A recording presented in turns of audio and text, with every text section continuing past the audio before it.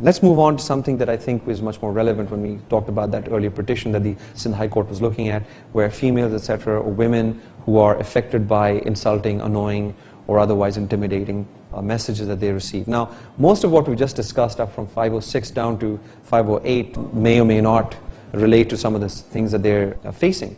But this specific section, 509, definitely deals with issues that are faced by women who are harassed on the internet. So let's talk about that.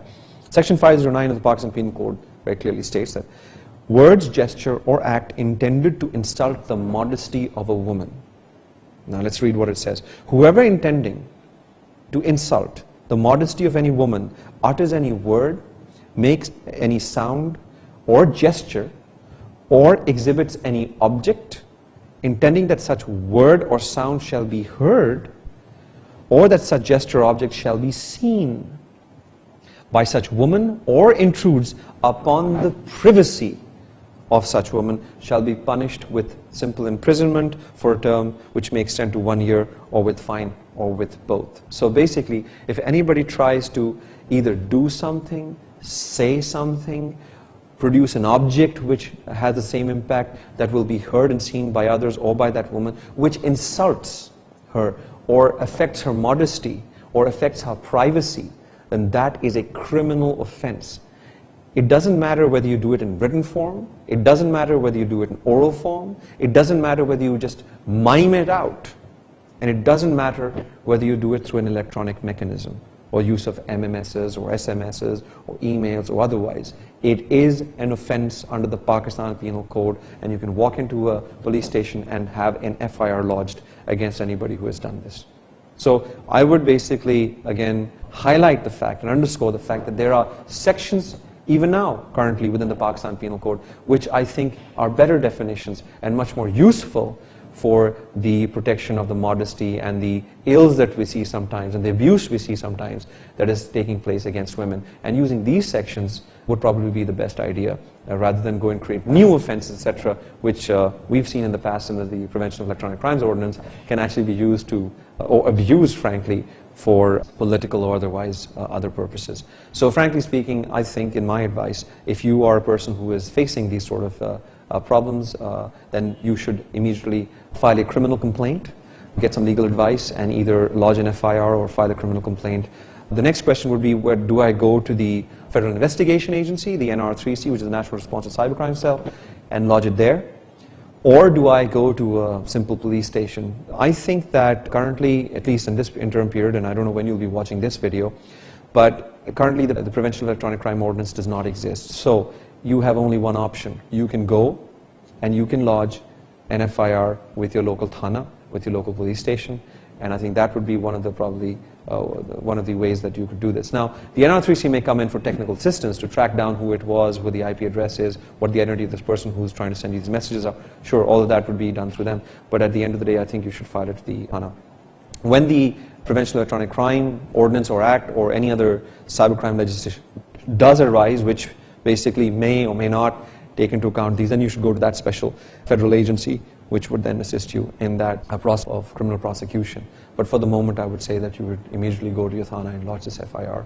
And that's pretty much what we could discuss as far as the Pakistan Penal Code is concerned. Now, what other options do we have? If you know the identity of the person who's doing this, in addition to the fact that you can file a criminal complaint or lodge an FIR, you could also send them a legal notice threatening the same, making them aware of the fact that their activities are in breach not only of the law, which is civil, i.e. you can claim damages, but also of the criminal offenses that they are committing under the Pakistan Penal Code. Now, there's one other aspect I'd like to deal with here.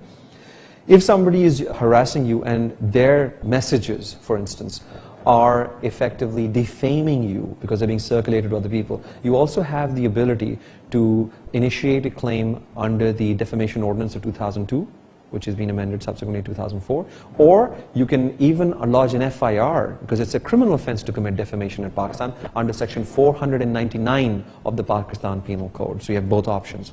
So what you would do is, apart from the fact that you would use all the sections under the chapter 22 of the Pakistan Penal Code, about criminal intimidation, about modesty of a woman, or insult or annoyance, or anonymous communication, all of that, you could also institute proceedings for defamation if those messages or the product of whatever that person is doing amounts to defamation, and you would then have to send them a notice.